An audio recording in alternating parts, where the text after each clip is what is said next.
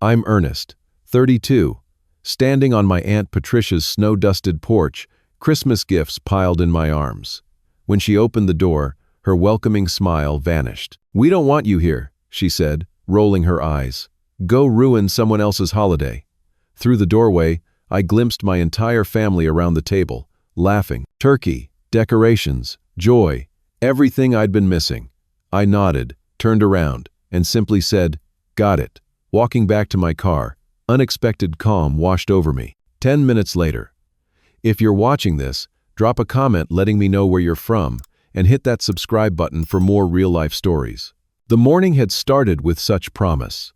I woke up early in my small, extended-stay hotel room, the same place I'd been living for the past 3 months. Not exactly the Christmas setting I'd imagined for myself at this point in my life, but I was making it work. I'd built a decent life as a contractor specializing in historic home renovations. My business, Heritage Renovations, had been thriving until a major client filed bankruptcy last fall, leaving me unpaid for a $75,000 job. That kind of financial hit was impossible to absorb overnight. I lost my apartment when I couldn't make rent, and most of my tools were now stored in my truck or this tiny hotel room. Before all this, I'd been successful enough. I owned a workshop downtown where I restored antique furniture and planned renovation projects. My specialty was bringing century-old craftsmanship back to life while preserving historical integrity. It wasn't making me rich, but it was fulfilling, stable work that I loved. My father James was the one who taught me everything I know about woodworking. From the time I was 10, he'd bring me along to job sites, teaching me how to read the grain of wood, how to respect the materials, how to bring out the natural beauty in everyday objects. We were close back then. He always said I had the touch, an intuitive understanding of how things were built and how to fix them. 5 years ago, my mother passed away from breast cancer. Her death created fractures in our family that never properly healed. There were disputes over her inheritance, particularly her jewelry collection that mysteriously went missing after the funeral. My Aunt Patricia, my mother's sister, had subtly implied I might have taken it to pay off debts. I hadn't, of course, but the accusation hung in the air, unaddressed. My relationship with Aunt Patricia had always been complicated. She never approved of my career choice, constantly asking when I would get a real job with benefits and retirement plans. Her son Derek, my cousin, went into finance and bought a McMansion in the suburbs by 30. I was always compared unfavorably to him, despite being perfectly content with my path. My sister Rachel had grown distant since marrying into money 3 years ago. Her husband Bradley came from old wealth, and suddenly our middle-class upbringing became something she seemed embarrassed about. She stopped inviting me to dinner parties when I showed up in work boots once, instead of loafers. Christmas at Aunt Patricia's lavish Victorian home had been a family tradition for decades. I'd missed the last 2 years, the first because I was completing a major restoration project in another state, the second because no one had explicitly invited me. This year felt different. I'd received what seemed like a sincere text message from my father, "Christmas at Patricia's at 3. Everyone will be there. Would be good to see you, son." Those simple words had filled me with hope. Despite my financial struggles, I'd spent my last bit of disposable income on thoughtful gifts. For my aunt, I'd handcrafted a wooden music box with inlaid maple and walnut. For my father, I'd found a vintage fishing lure from the 1952, similar to one his father had owned. For Rachel, I'd restored a small jewelry box that had belonged to our mother. Even for Derek, I'd picked out a leather-bound notebook, trying to extend an olive branch. That Christmas morning, I'd ironed my one good shirt and polished my least worn boots. I trimmed my beard neatly and even splurged on a decent bottle of wine I couldn't really afford. The drive to the suburbs was filled with Christmas music and memories of childhood holidays. I rehearsed conversation starters in my head, ways to address past conflicts without creating new ones. I was determined to mend these broken family bonds, especially with my father. We hadn't had a real conversation in almost a year, and I missed his guidance, his dry humor, the way he could fix anything with just the tools in his pockets. As I turned onto Maple Avenue, where Aunt Patricia lived, I felt a surge of optimism. Houses were decorated with twinkling lights, inflatable Santas, and wreaths. Children played in fresh snow on front lawns. Everything looked like a Norman Rockwell painting, and I allowed myself to believe I could be part of it again. My family might not be perfect, but they were mine, and surely blood would be thicker than whatever misunderstandings had come between us. I was wrong. Aunt Patricia's house stood out even on a street of impressive homes. The three-story Victorian had been immaculately restored, with gingerbread trim painted in heritage colors and mature evergreens flanking the wide front porch. Christmas lights outlined every architectural feature, and an enormous wreath hung on the double front doors. The circular driveway was filled with luxury vehicles: my sister's Range Rover, Derek's Tesla, Uncle Robert's Mercedes sedan, and several cars I didn't recognize. I parked my work truck between the BMWs and Audis, suddenly conscious of the rust spot on the passenger door and the ladder rack on top. The truck was practical for my work but looked desperately out of place among the shiny status symbols surrounding it. I checked my appearance in the rearview mirror, straightened my collar, and gathered the carefully wrapped presents from the passenger seat. The walk to the front door felt longer than it should have.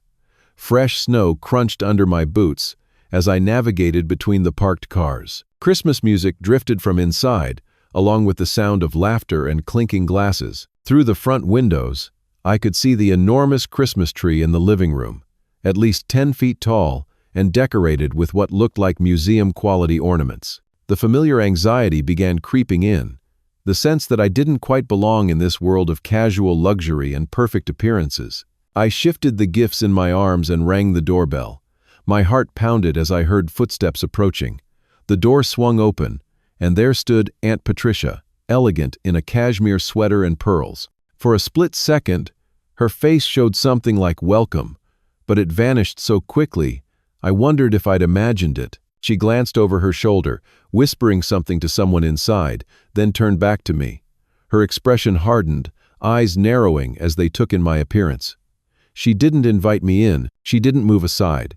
She just stood there, blocking the entrance to warmth and family. "We don't want you here," she said, her voice low but clear. "Go ruin someone else's holiday." She rolled her eyes, as if my presence was nothing more than an inconvenience, like a delivery person arriving at the wrong address. I stood frozen, the rejection hitting me like a physical blow.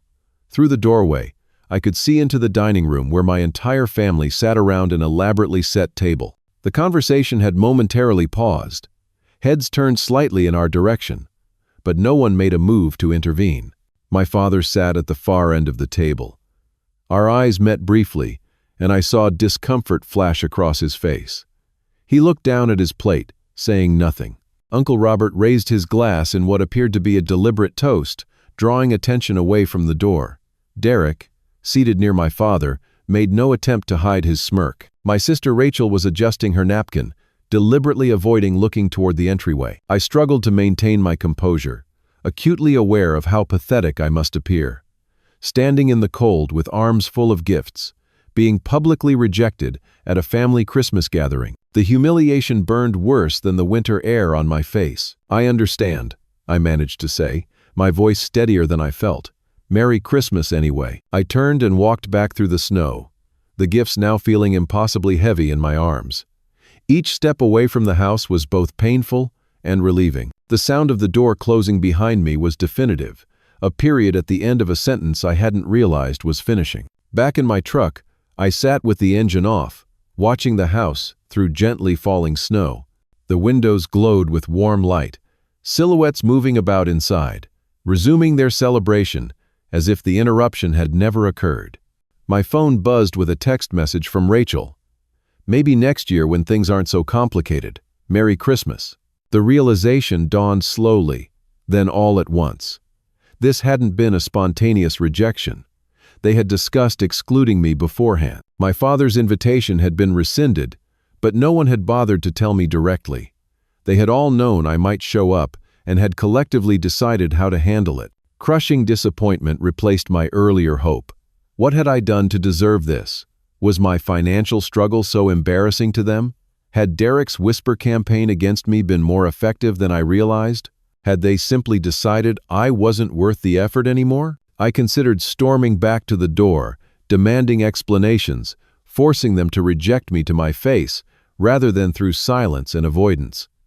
But what would that accomplish? Creating a scene would only reinforce whatever narrative they'd constructed about me being unstable or difficult. Instead, I started the engine, turned up the heater, and drove away, determined to maintain what little dignity I had left.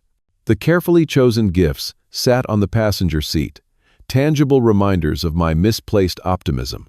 As I pulled away from the curb, I caught one last glimpse of the house in my rearview mirror, perfect, pristine, and completely inaccessible to me. I drove aimlessly through town, past closed businesses and empty parking lots.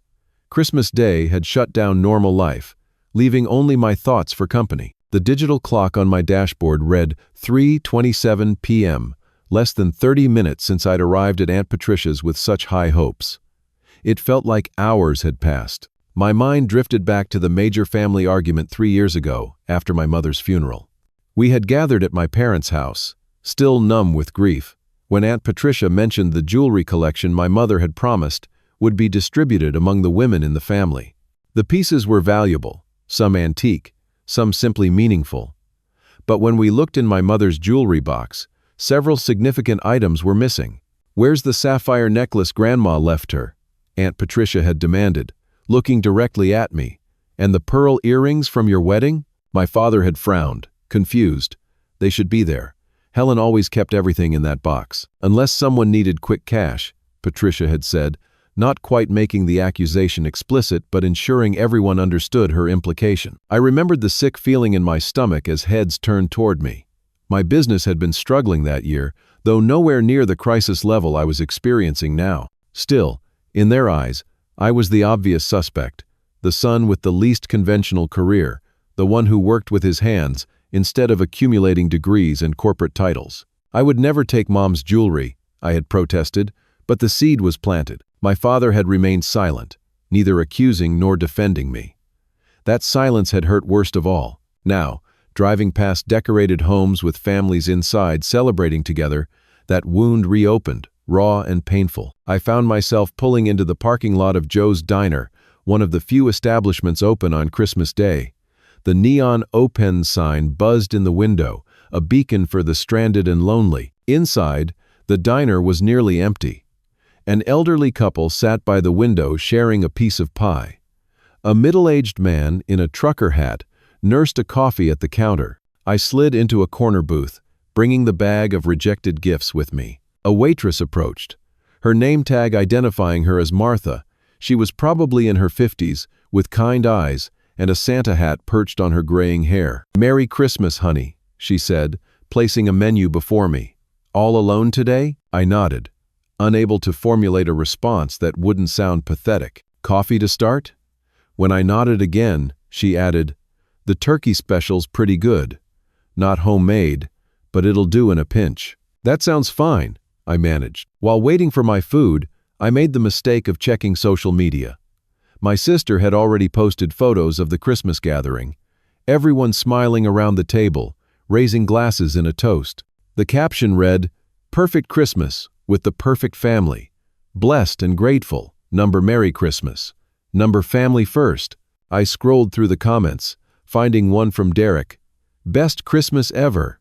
So good when everyone who matters is together." My phone buzzed with text messages from various family members, each one twisting the knife deeper. From Uncle Robert, "You should have called first.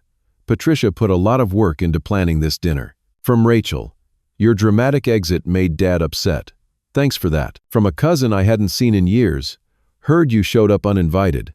Classic earnest drama." I hadn't dramatically exited. I'd quietly walked away.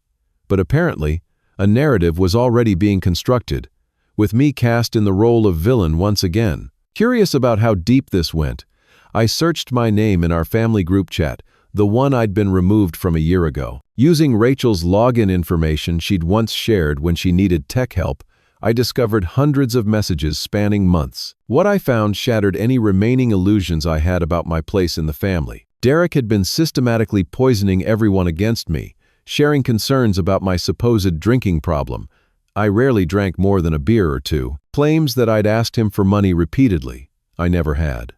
and stories about my business failing due to my irresponsibility rather than circumstances beyond my control. Worst of all were the screenshots of a text conversation allegedly between Derek and me, showing me begging for cash and making threats when refused. I had never sent those messages. Derek had fabricated the entire exchange. My chest tightened as I scrolled through months of character assassination. The family I thought might simply be distant had actually been actively turned against me through deliberate deception. I could barely breathe, the pain physical as well as emotional. Martha returned with my turkey dinner, taking in my expression with concern. "Bad news on Christmas? That should be illegal," she said, setting down the plate. "Just family stuff," I replied, trying to sound casual. She glanced at the gifts piled beside me. Those looked too nicely wrapped to still be sitting here on Christmas Day. Something about her matter-of-fact kindness broke through my defenses. I found myself explaining, in halting sentences, what had happened at my aunt's door. I left out the years of background, the complicated family dynamics, simply sharing the raw rejection of the day. Martha listened without interrupting, then shared that she hadn't spoken to her own brother in 7 years following a business disagreement, but they'd recently begun mending fences. "Family can hurt you worse than anybody," she said, refilling my coffee. "But sometimes they can surprise you too.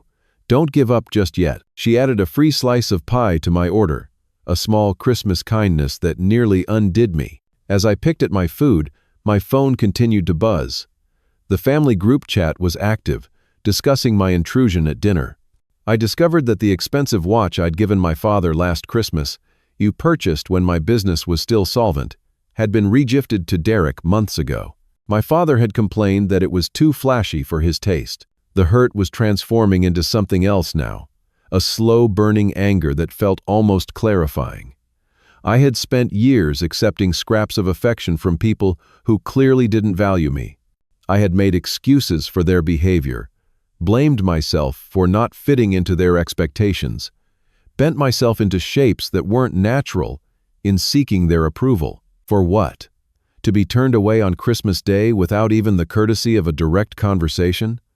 To be the subject of lies and manipulation by a cousin who had always been jealous of my close relationship with my father? I was done being their scapegoat. Whatever happened next, I would face it standing up for myself rather than apologizing for my existence. My phone rang as I was finishing my pie. My father's name appeared on the screen. My heart leapt with hope. Perhaps he was calling to check on me, to apologize for not standing up when Aunt Patricia turned me away. "Hello?" I answered, trying to keep my voice neutral. "Ernest." My father's voice was tight with what sounded like anger. "What were you thinking, showing up unannounced like that?" The hope evaporated instantly. "Unannounced? You texted me the invitation yourself." "That was before." He paused. "You know how Patricia feels about having everything planned perfectly. You should have confirmed first. Confirmed that I was still welcome at a family Christmas after receiving an explicit invitation." The anger I'd been suppressing began seeping into my voice. "Since when do I need special permission to attend a family gathering? Don't make this difficult, Ernest. You always make everything about yourself. Coming in with your work truck, making everyone uncomfortable." "My work truck?" I repeated, incredulous. "That's what this is about? I'm sorry my vehicle embarrassed you, Dad. Next time I'll just walk the 15 miles from my hotel room." "Hotel room? What happened to your apartment?" He sounded genuinely confused. "I lost it 3 months ago when Brantford Construction went bankrupt, owing me $75,000. I've been living in an extended stay hotel while trying to rebuild my business." I paused, the realization hitting me. "But you didn't know that, did you? Because no one in this family has actually asked how I'm doing in almost a year." Silence stretched between us. Then my father sighed. "Derek mentioned you were having some money troubles. Said you'd asked him for loans several times." "I have never asked Derek for a penny in my life," I said, my voice low and controlled despite the rage building inside me. "That's a complete fabrication. Just like the drinking problem he's convinced everyone I have, and the gambling addiction, and whatever other lies he's been spreading." "Now wait a minute," my father protested. "Derek's just concerned about you. We all are. The way you've been living, the choices you've made." "What choices, Dad? Running my own business? Doing work I'm passionate about? Work you taught me to love?" The dam was breaking now, years of hurt spilling out. I've spent my entire adult life trying to make you proud, and you've spent that same time comparing me unfavorably to a cousin who's been systematically lying about me. That's not fair, Ernest. No, it's not fair. None of this is fair. I was standing now, pacing beside the booth, grateful the diner was nearly empty.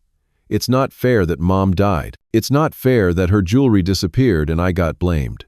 It's not fair that I've worked my ass off building a legitimate business while Derek plays with other people's money and gets treated like royalty. And it's certainly not fair that I got turned away from Christmas dinner like a stray dog, while everyone inside pretended not to notice. My father was quiet for so long I thought he might have hung up.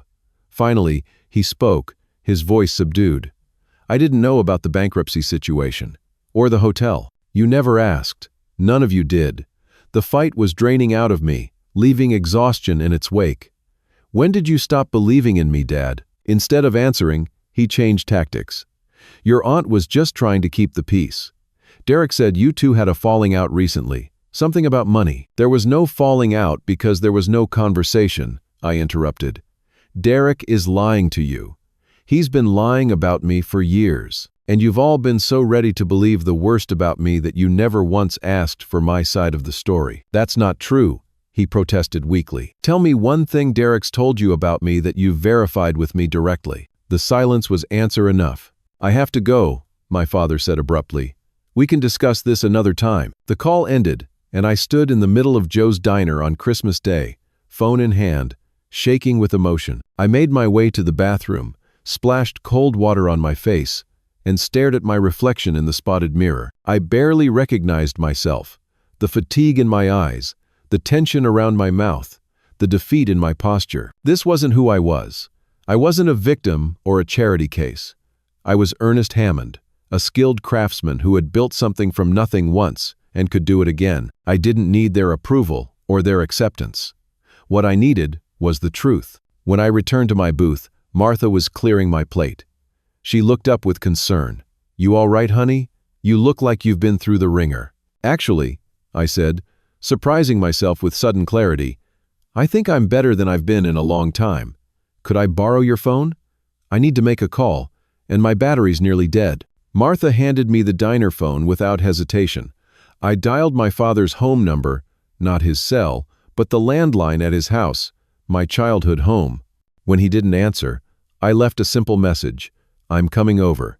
We need to talk face to face. There are things you need to know. I paid my bill, leaving Martha a generous tip from my dwindling funds, and gathered the bag of gifts.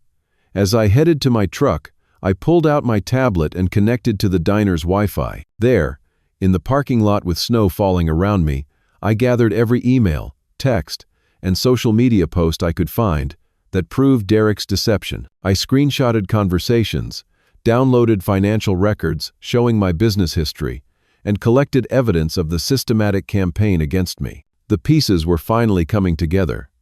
My cousin's jealousy had metastasized into something truly destructive, and my family had been too willing to accept his narrative without question. It was time to change that, even if it meant burning bridges that might never be rebuilt. The drive to my father's house took 20 minutes, each passing mile strengthening my resolve. The small Cape Cod-style home where I grew up looked the same as always, modest but well-maintained, Christmas lights outlining the roof and windows. My father's pickup truck sat in the driveway, confirming he had left Aunt Patricia's dinner early. I parked behind his truck and sat for a moment, organizing my thoughts.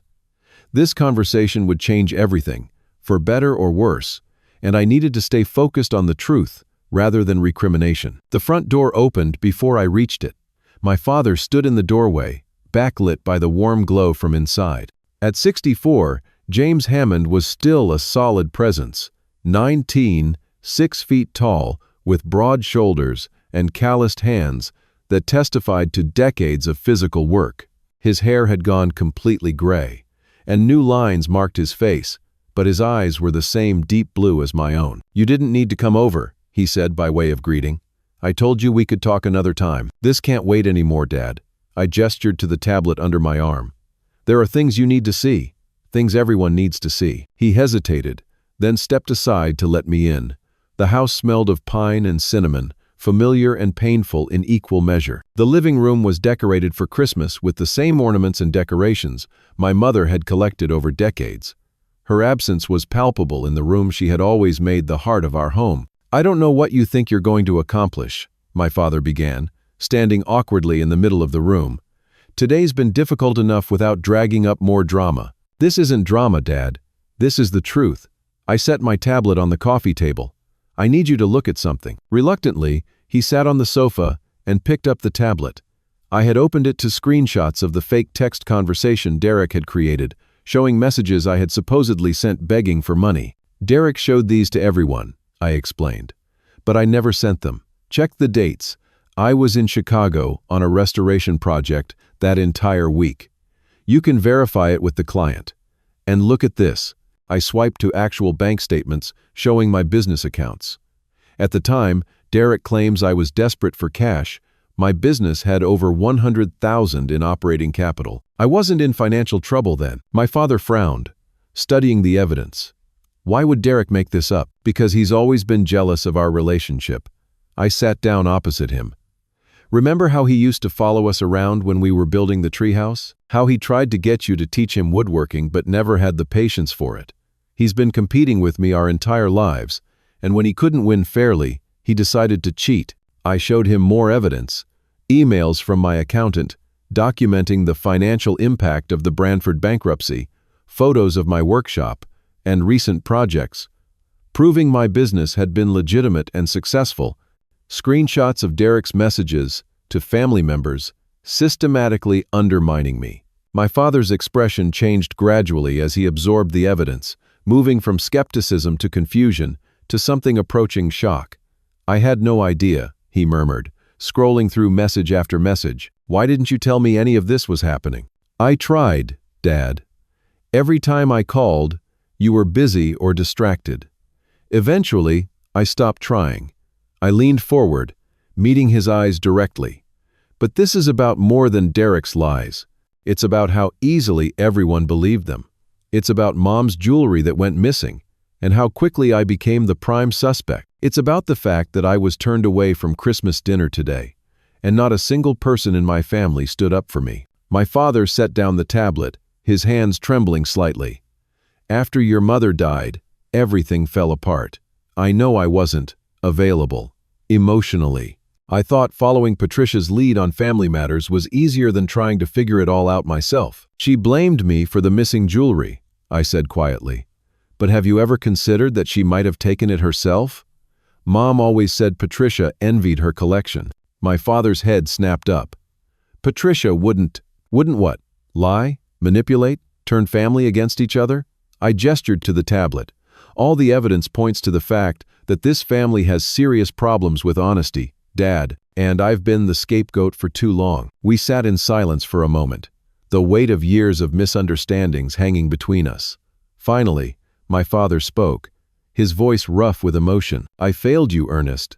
I should have paid more attention, should have asked more questions." He ran a hand over his face. "Your mother would be ashamed of how I've handled things. This isn't just about you, Dad. It's about all of us. We've let lies and assumptions destroy our relationships." I took a deep breath. "But it stops today. I won't be the family outcast anymore. Either we clear this up, all of it, or I walk away for good." My father nodded slowly, then reached for the house phone. "Let me call Patricia." He put the call on speakerphone. When my aunt answered, her voice was tense. "James? Is everything all right? You left so suddenly." "Patricia, I'm with Ernest. We need to talk about what happened today, and about Derek's claims regarding Ernest's finances." "Now isn't the time, James," she replied sharply. "We have guests." "Now is exactly the time," my father interrupted, a firmness in his voice I hadn't heard in years. "Put Derek on the phone." After some muffled conversation, Derek's voice came through. "Uncle James? What's going on?" "Derek, I'm looking at some interesting text messages you've shown people. Messages from Ernest asking you for money." A pause. "Yeah, he's been having problems. I was trying to help." "These messages are fabricated," my father cut in. "Ernest has proof he wasn't even in the state when these were supposedly sent. He also has bank statements showing his business was solvent at the time." I don't know what he's showing you, but— Stop lying, Derek, I interjected. It's over. I have evidence of everything you've done, the fake texts, the rumors about drinking and gambling, all of it. I'm not interested in revenge, but I won't let you destroy my reputation and my relationships anymore. The silence on the other end stretched uncomfortably long. James, Aunt Patricia's voice returned. I think you and Ernest should come over. If there's been a misunderstanding, we should clear it up face to face. My father looked at me questioningly. I nodded. We'll be there in 20 minutes, he told her, ending the call. As we prepared to leave, my father placed a hand on my shoulder, the first genuine physical contact between us in years. Whatever happens next, I'm on your side. I should have been all along. In the truck on the way to Aunt Patricia's, we talked more openly than we had in years. About my mother's death, about my business struggles, about the wedge that had grown between us. It wasn't a complete reconciliation. Too much had happened for that. But it was a beginning. I'm proud of the work you do, my father said, as we turned onto Maple Avenue. Your mother would be too. You've got her creativity and my hands. Best combination possible. By the time we pulled into Aunt Patricia's circular drive, I felt ready to face whatever came next. The truth was on my side, and for the first time in years, so was my father. My father didn't wait for Aunt Patricia to answer the door this time. He burst through the front entrance, the door banging against the wall as he strode into the house. "Ernest!" he called out, his voice carrying through the high-ceilinged entryway and into the dining room beyond. "Where's my son?" The family gathering fell silent, all heads turning toward the commotion. I stepped in behind my father, still carrying the bag of gifts I'd brought earlier. The contrast between my earlier rejection and current entrance couldn't have been more dramatic. Aunt Patricia emerged from the dining room, her face flushed with either anger or embarrassment. "James, what on earth are you doing? You're disrupting dinner." "Dinner can wait," my father replied. "We need to clear something up right now." The dining room had emptied, family members filtering into the large open foyer to witness the confrontation. Derek stood slightly behind his mother, his usually confident expression replaced by wariness. "Ernest was invited to this dinner by me," my father continued, addressing the room at large. "Then he was turned away at the door like a stranger.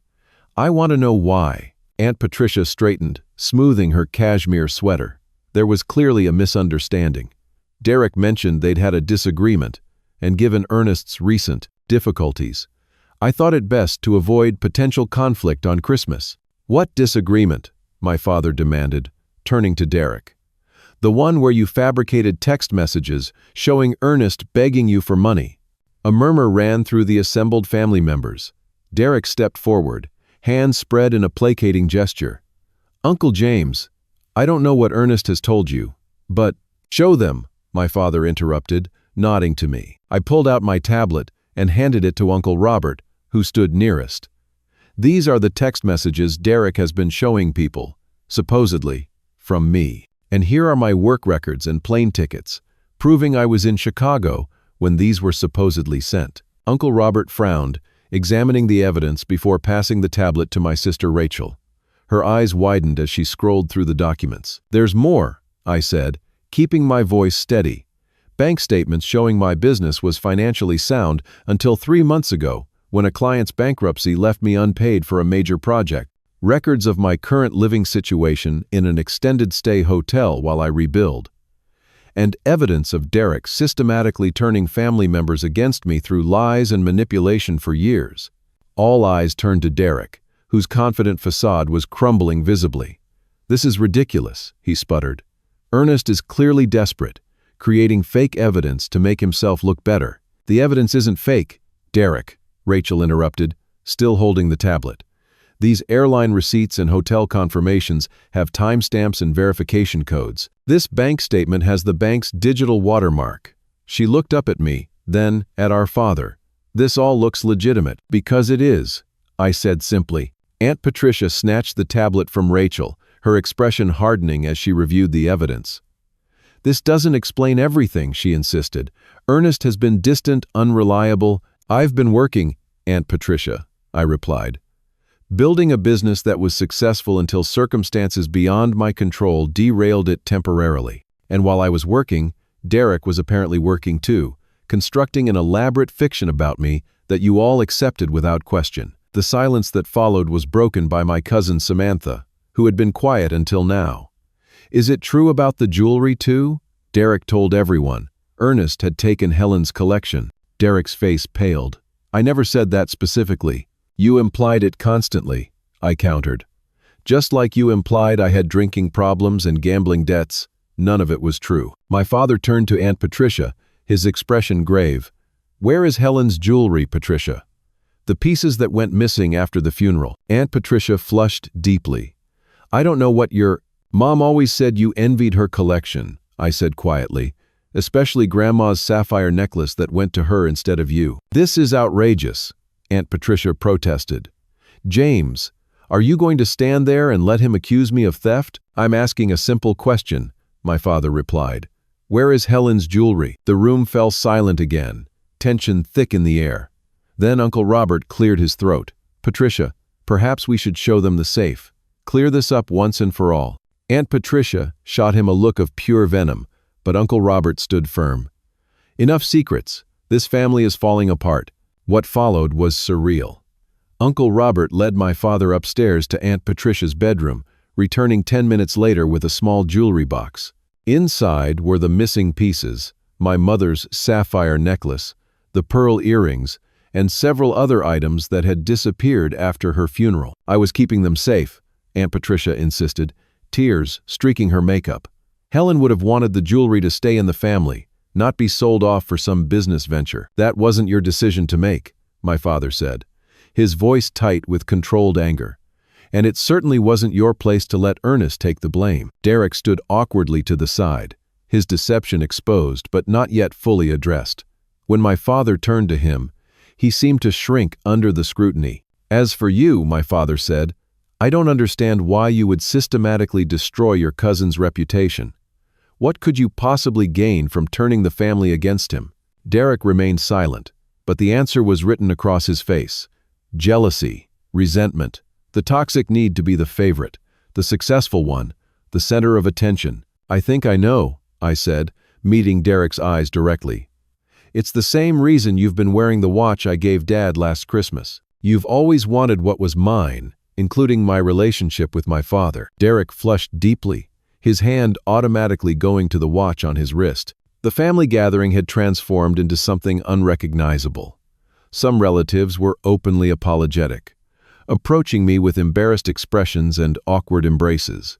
My sister Rachel was in tears, apologizing repeatedly for believing the worst about me. Others, particularly those closer to Aunt Patricia, maintained a cold distance, unwilling to admit their role in the ostracism. Derek eventually stormed out after a failed attempt to justify his actions. Aunt Patricia retreated to her bedroom, overwhelmed by the public revelation of her theft. The remaining family members hovered uncertainly, the festive atmosphere thoroughly destroyed. Uncle Robert, attempting to salvage something of the holiday, suggested we all sit down and finish the meal. Awkwardly, places were reset, chairs rearranged to include me. I found myself seated between my father and Rachel, across from Uncle Robert. The remainder of the Christmas dinner was uncomfortable but necessary. Conversations were stilted, interrupted by occasional apologies or explanations. I maintained my dignity throughout, neither gloating over my vindication nor collapsing into emotional displays. The turkey was dry, the atmosphere tense, but with each passing minute, a weight lifted from my shoulders, the weight of years of misplaced blame and undeserved rejection. Through it all, my father remained by my side, a solid presence affirming his commitment to repairing our relationship. It wasn't perfect, and it wouldn't be fixed in a day, but it was a start. As dessert was served, I quietly distributed the gifts I'd brought. My aunt's music box remained in the bag. Some bridges would take longer to rebuild, but watching my father unwrap the vintage fishing lure, his eyes brightening with recognition and appreciation, I felt something like hope return. This wasn't the Christmas I had imagined, but perhaps it was the Christmas we needed. The weeks following that dramatic Christmas day became a period of reckoning and rebuilding. The family gathering had ended earlier than planned, with many uncomfortable goodbyes and promises to talk soon that hung in the air like unfinished sentences. My father and I had left together, returning to his house, where I ended up spending the night in my childhood bedroom. We stayed up late, talking through years of misunderstandings and hurt feelings. There were moments of anger, periods of painful silence, and occasionally, laughter as we remembered better times. It wasn't a complete healing, but it was an honest beginning. By New Year's, I had moved out of the extended stay hotel into a small apartment above my workshop. It wasn't luxurious, but it was mine, and it significantly reduced my overhead costs while I rebuilt my business.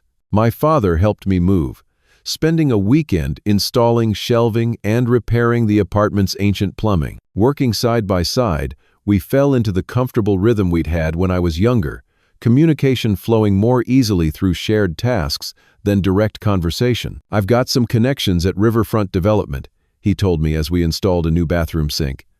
"They're renovating those old tobacco warehouses downtown. Historical work, right up your alley. Want me to put in a word?" That small offer, practical help rather than judgment or pity, meant everything. The Riverfront project eventually became my financial lifeline, the first of several contracts that slowly pulled my business back from the brink. Sunday dinners at my father's house became our new tradition. Sometimes just the two of us, sometimes including Rachel, who was working through her own guilt about how easily she'd believed the worst about me. Her husband Bradley rarely joined us, his discomfort with our middle-class habits and straightforward conversations obvious, but Rachel seemed to be rediscovering the value of authentic family connections over status and appearances. "I'm sorry I got so caught up in Bradley's world," she told me one Sunday in February. "I forgot who I was for a while." Aunt Patricia made halting attempts at reconciliation, sending a formal note of apology for the misunderstanding at Christmas, returning my mother's jewelry to my father, and occasionally calling him to inquire about my well-being rather than asking me directly. I accepted these gestures for what they were, the best she could manage given her pride and the public nature of her exposure. Some relationships couldn't be fully repaired, but they could reach a state of peaceful coexistence. Derek remained the only family member who made no attempt to make amends. According to Rachel, he had taken a temporary assignment in his firm's London office, effectively removing himself from family gatherings and accountability. His absence was both a relief and a reminder of the damage one person's jealousy could inflict on an entire family system. By spring, my business was stabilizing. The workshop was busy again, my client list growing through word of mouth and my father's network of contacts in the construction industry. I hired 2 part-time apprentices, finding unexpected satisfaction in teaching the skills my father had passed to me. The most profound changes, however, were internal.